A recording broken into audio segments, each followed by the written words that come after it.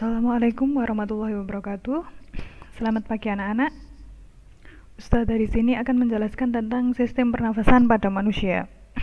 Tetapi sebelumnya, Ustazah bertanya pada kalian, sudahkah kalian melaksanakan sholat duha, kebiasaan-kebiasaan positif, sholat fardu, patuh kepada kedua orang tua? Pastinya sudah kan?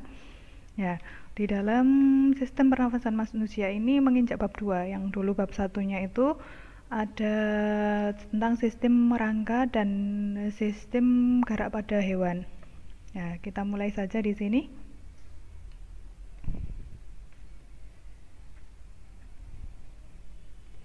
Bernafas. Apa yang dimaksud dengan bernafas? Bernafas adalah kegiatan menghirup dan mengeluarkan udara. Saat kita bernafas, kita menghirup udara dan kita mengeluarkan udara. Nah, manusia menghirup oksigen untuk bernafas dan mengeluarkan karbon dioksida dari dalam tubuh atau pada sisa metabolisme tubuhnya.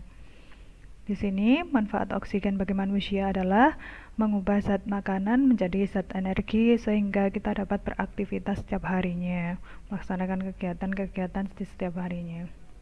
Berikutnya, organ pernafasan pada manusia. Nah, organ pernafasan pada manusia yang pertama itu adalah hidung. Nah, di sini ada gambarnya. Di sini ada gambar hidung. Di dalam hidung terdapat rongga hidung yang di dalamnya di sini ada selaput-selaput lendir dan serabut halus pada hidung. Yang intinya fungsi dari selaput lendir dan serabut-serabut pada hidung ini adalah untuk udara yang masuk ke hidung akan mengalami tiga proses. Nah, tiga prosesnya yang pertama adalah penyaringan udara yang kotor yang masuk bersama makanan bersama udara kotor yang masuk ke dalam hidung kemudian akan disaring oleh serabut-serabut yang ada di hidung ini, kemudian menghangatkan udara dan mengatur kelembapan udara. Yang kedua, di sini ada tenggorokan. Organ yang kedua itu tenggorokan. Tenggorokan adalah saluran yang dilewati udara dari hidung menuju ke paru-paru. Ya, di sini ada gambarnya. Di sini ada bagian-bagiannya. Yang pertama adalah trakea. Apa yang disebut dengan trakea? Trakea itu adalah tenggorokan ini tadi. Ya, ini namanya. Ya, yang pertama di sini ada faring. Apa itu faring? Persimpangan antara saluran makanan dan saluran udara. Di sini ada saluran udara dan di sini ada saluran makanan. Ya, saluran pernafasan dan saluran makanan di sini. Ini saluran udara, di sini ada saluran makanan. Kemudian di sini ada pangkal tenggorokan. Pangkal tenggorokan di sini ada yang namanya epiglotis.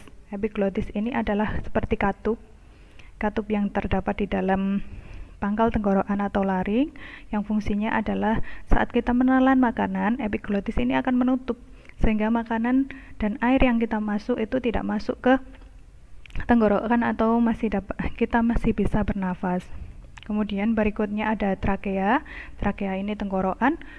Nah, di sini ini bentuknya seperti pipa yang tersusun atas tulang rawan yang berbentuk cincin. Nah, ini bentuknya seperti cincin. Kemudian di sini ada cabang trakea yang namanya bronkus, ini menuju ke paru-paru. Nah, ini dinamakan paru-parunya. Kemudian yang ketiga di sini ada organ pernafasan paru-paru, terletak di dalam rongga dada atau toraks. Ya, bagian paru-paru ini dibagi menjadi tiga. Nah, di sini ada yang namanya bronkus tadi yang sudah dijelaskan, yaitu cabang dari trakea atau cabang dari tenggorokan. Kemudian ada lagi namanya bronchiolus, itu adalah cabang dari bronkus. Kemudian ada alveolus, ini tempat pertukaran oksigen dan karbon dioksida, dan kemudian ada diafragma. Berikutnya, bagaimana saat kita bernafas atau proses pernafasan pada manusia?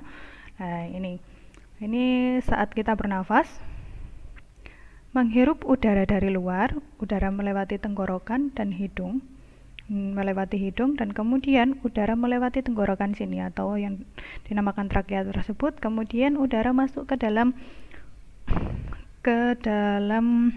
bronkus tadi ya, atau cabang dari paru-paru, kemudian ke bronkiolus, ke alveolus. Ini terjadi pertukaran karbon dioksida dan oksigen, kemudian akan disalurkan ke seluruh tubuh. Nah, jadi udara yang kaya dengan oksigen tadi yang sudah ditukar di alveolus itu tadi disalurkan ke seluruh tubuh oleh pembuluh darah. Yang kemudian saat kita menghembuskan nafas atau saat kita mengeluarkan nafas, mengeluarkan udara, itu udara dari dalam tubuh kita, dari sisa metabolisme yang mengandung banyak karbon dioksida. Jadi udara yang banyak mengandung karbon dioksida itu dikeluarkan oleh tubuh melalui paru-paru dulu, kemudian setelah ke paru-paru ke tenggorokan atau trakea itu tadi, dan melewati hidung. Jadi melewati rongga hidung. Nah, itu namanya adalah proses pernafasan pada manusia. Sekian dari Ustazah. Untuk pernafasan dada dan pernafasan perut bisa kalian pelajari pada halaman 23 di buku IPA kalian.